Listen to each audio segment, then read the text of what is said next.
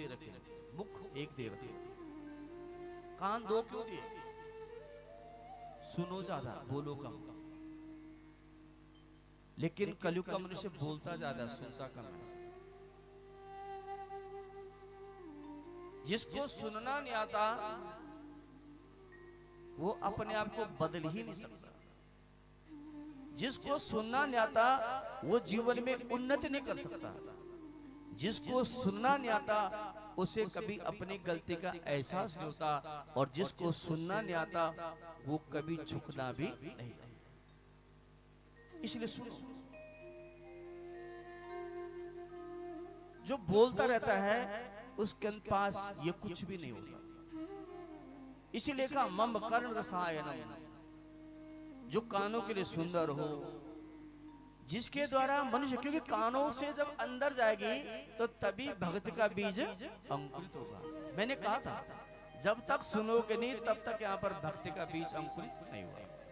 अब देखो कितनी बड़ी बात, पहले बोला कि मम कर्ण रसायन, कानों के लिए रसायन हो, उसके बाद बोला जिसके द्वारा भक्ति, ज्ञान और वैराग्य मनुष्य के अंदर वृद्धि हो। अब यदि आप अपने अंदर भक्ति और ज्ञान और वैराग्य की वृद्धि करना चाहते हो तो सत्संग कथाओं का श्रवण, और इसी प्रकार आप अज्ञानता, अंधकार और उस माया मोह के चक्कर में फंसना चाहते हो तो यहां से अलग।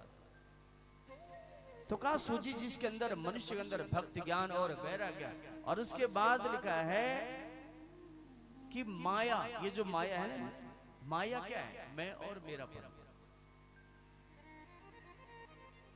मैं और मेरापन ही माया है। ये मैं और मेरापन ही भगवान तक हमें पहुंचने नहीं देती। मैं, मेरे से बढ़कर कोई नहीं,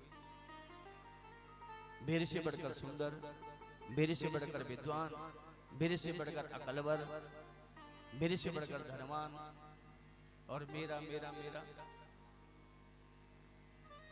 तो ये दो चीजें जो है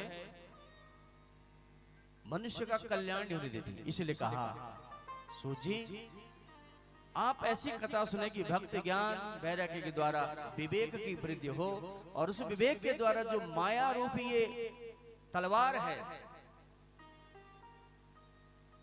इसको हम काट सके।